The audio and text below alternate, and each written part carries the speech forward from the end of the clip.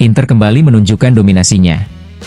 Nerazzurri menuntaskan perlawanan Slavia Praha bahkan sejak babak pertama, mengamankan kemenangan keempat beruntun di Liga dan Liga Champions.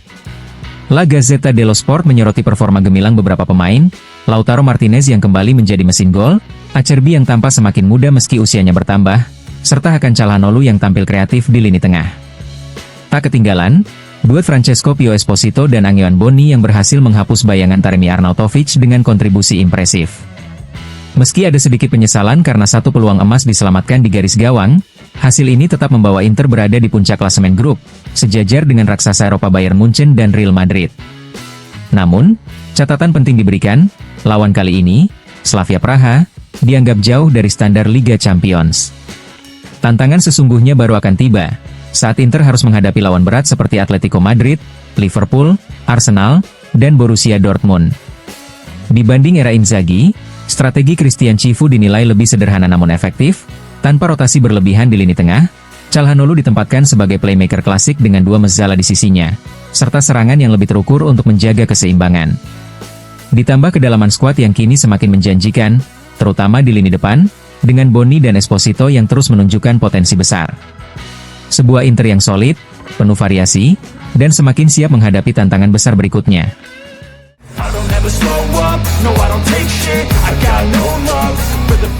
14 kemenangan dalam 17 pertandingan yang dimainkan di depan para pendukungnya. Itu adalah catatan terbaru Inter di Meazza dalam laga-laga Eropa, seperti yang disorot oleh Tuttosport.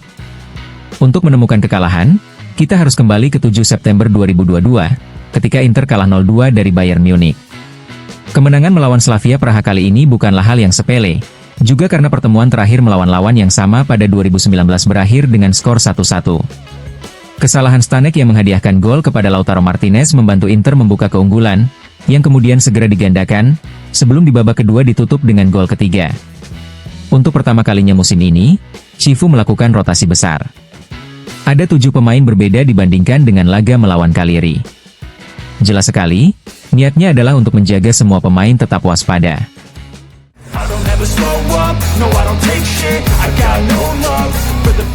Catatan spesial untuk Kapten Nerazzurri, Lautaro Martinez.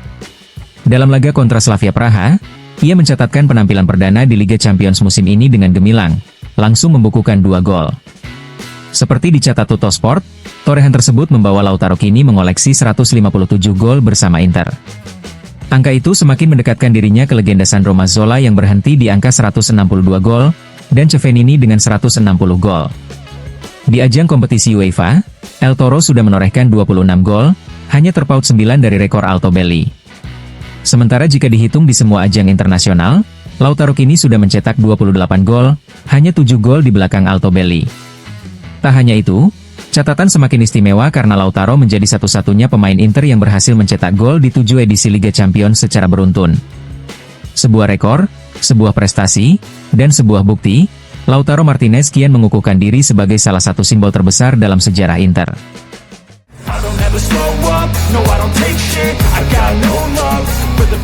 Kemenangan beruntun terus dirangkai Inter Milan.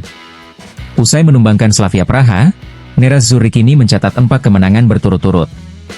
Sebuah cara terbaik untuk bangkit setelah sempat terpuruk dengan kekalahan beruntun melawan Udinese dan Juventus sebelum jeda lalu.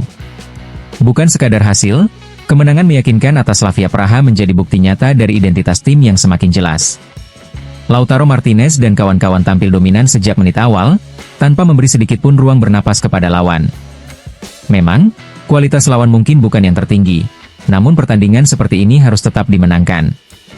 Inter sudah pernah belajar dari pengalaman pahit di Serie A, dan kali ini mereka menjawab dengan reaksi yang tepat.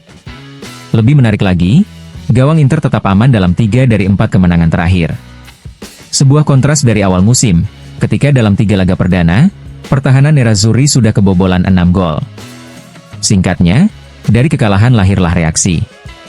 Dan dari reaksi, Inter menemukan kembali kontinuitas serta mentalitas juara.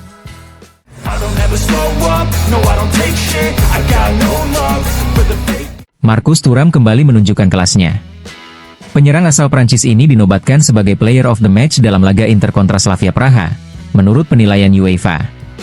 Menurut grup pengamat teknis dari badan sepak bola tertinggi di Eropa, performa Thuram benar-benar impresif. Atletisme dan kecepatannya disebut berhasil membongkar strategi penjagaan ketat yang diterapkan Slavia Praha.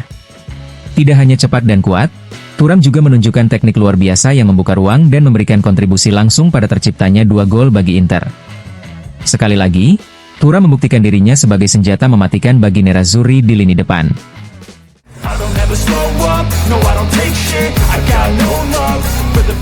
4 kemenangan beruntun, tidak diraih Inter secara kebetulan. Menurut Fabio Capello, transformasi Nerazzurri sejak pertengahan September menjadi bukti nyata kerja keras tim setelah 2 hasil kurang memuaskan melawan Udinese dan Juventus. Capello menjelaskan kepada Sky Sport, Inter sedang dalam proses berkembang. Cifu mencoba pendekatan berbeda, dan tidak mudah masuk ke kepala para pemain serta memulihkan mental mereka setelah mengalami blok psikologis. Mantan pelatih legendaris itu menambahkan, pertandingan kemarin melawan Slavia Praha sedikit terbantu oleh kesalahan kiper lawan, sehingga menjadi lebih mudah. Namun secara umum, di Liga Champions tim Inter lebih fokus dibandingkan di Liga, di mana kadang ada sedikit relaksasi dan kecenderungan meremehkan momen-momen penting.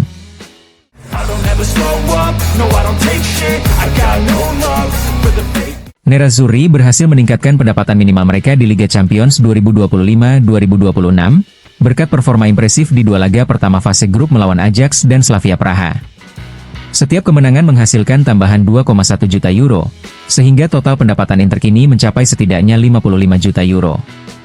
Pendapatan ini tidak hanya berasal dari partisipasi di kompetisi, tapi juga dari kuota Eropa dan non-Eropa, posisi klasemen, serta bonus hasil pertandingan. Rinciannya menurut estimasi Calcio e Finanza adalah sebagai berikut: partisipasi, 18,62 juta euro, kuota Eropa, 23,37 juta euro, kuota non-Eropa, 8,65 juta euro, posisi minimum klasemen, 0,275 juta euro, bonus hasil pertandingan, 4,2 juta euro. Dengan total mencapai 55,115 juta euro, jelas performa di lapangan tidak hanya membawa kebanggaan, tetapi juga keuntungan finansial yang signifikan bagi Inter.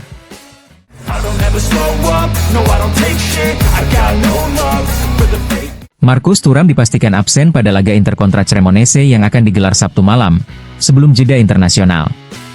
Menurut pengumuman resmi klub, penyerang asal Prancis ini keluar lebih awal pada pertandingan sebelumnya karena cedera.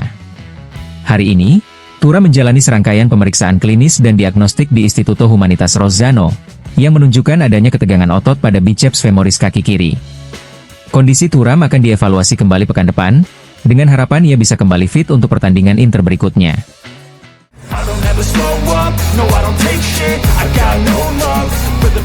Setelah meninjau dokumen resmi, Calcio e Finanza mengungkap detail kontrak Manuel Akanji, yang datang dengan status pinjaman dari Manchester City dengan opsi permanen. Bek asal Swiss ini menandatangani kontrak 3 tahun dengan Nerazzurri. Gaji bruto Akanji untuk musim 2025-2026 adalah 6,44 juta euro, sekitar 3,5 juta euro neto, sedangkan untuk musim 2026-2027 dan 2027-2028 naik menjadi 6,899 juta euro per musim, sekitar 3,75 juta euro neto. Total dalam 3 tahun, Akanji akan menerima 20 juta euro bruto atau sekitar 10,98 juta euro neto sebagai gaji tetap. Selain gaji, kontrak juga mencakup bonus hingga maksimal 1,25 juta euro bruto per tahun, sekitar 682.680 euro neto, antara lain, 183.500 euro bruto jika bermain setidaknya 50% dari pertandingan selama minimal 30 menit, 100.000 euro neto. 275.000 euro bruto jika bermain 70% dari pertandingan, 150.000 euro neto. 367.000 euro bruto jika bermain di Liga Champions setidaknya 50% dari pertandingan selama 45 menit, 200.000 euro neto. 275.000 euro bruto untuk kemenangan Scudetto, 150.000 euro neto. 92.000 euro bruto untuk kemenangan Coppa Italia, 50.000 euro neto. Dan 60.000 euro bruto jika tetap termasuk dalam skuad pada 15 Februari, 32.680 euro neto. Dengan semua bonus ini, pada musim 2025-2026 gaji maksimum Akanji bisa mencapai 7,65 juta euro bruto, sekitar 4,2 juta euro neto, sementara pada 2 musim berikutnya bisa menyentuh 8,15 juta euro bruto, sekitar 4,4 juta euro neto. Sebuah kontrak yang menjanjikan dan menunjukkan betapa pentingnya peran Akanji di lini belakang Inter Milan musim ini.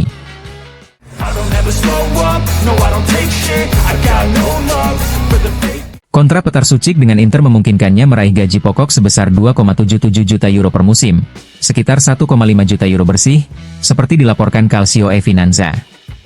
Selain gaji pokok, kontrak pemain kelahiran 2003 ini juga mencakup bonus tahunan hingga 1,2 juta euro bruto, sekitar 675.000 euro bersih.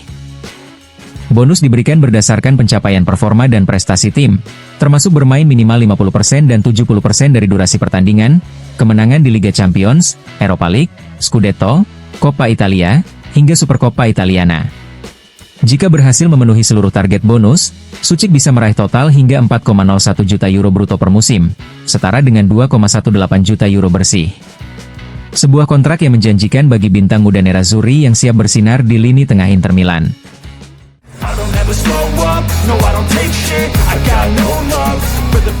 Gaji Luis Enrique akan meningkat tiap musim, mulai dari 3,87 juta euro kotor pada 2025-2026, naik hingga 4,421 juta euro pada 2028-2029. Tak hanya itu, ada juga bonus prestasi, jika jadi starter di banyak pertandingan, mencetak gol atau assist, hingga menjuarai Scudetto, Coppa Italia, atau Supercoppa, Enrique bisa menambah penghasilan hingga lebih dari 1 juta euro per tahun. Kontrak ini jelas menunjukkan kepercayaan Inter pada bakat muda Brasil ini dan siap memberikan motivasi lebih untuk bersinar di lapangan.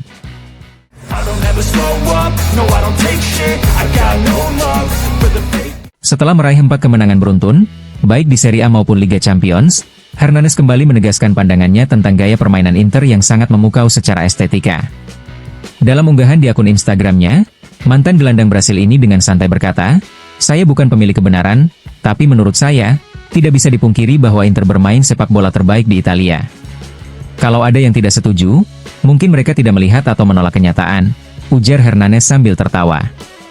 Menganalisis gol-gol yang dicetak tim asuhan Christian Chivu kemarin, Hernanes menambahkan, tim ini mengontrol waktu dan ruang dengan bola, kombinasi saat membangun serangan sangat sempurna. Pressing dilakukan dengan tepat, dan permainan dari bawah sangat lancar, sesuatu yang hanya bisa ditemukan di beberapa tim saja. Menanggapi anggapan bahwa kemenangan atas Slavia Praha hanyalah laga mudah, Hernanes menekankan, di Liga, lawan Cagliari, tim yang membuat Napoli kesulitan, Inter mencetak 2 gol dan menciptakan ribuan peluang. Inter memiliki segalanya. Dari 5 gol kebobolan sejauh ini, 2 berasal dari luar kotak, 2 dari bola mati, dan 1 dari kelalaian. Jika ada yang menemukan tim bermain lebih baik, saya menyerah. Dengan kata lain, Hernanes menegaskan bahwa Inter sedang bermain sepak bola yang lengkap dan memikat, baik secara hasil maupun kualitas permainan.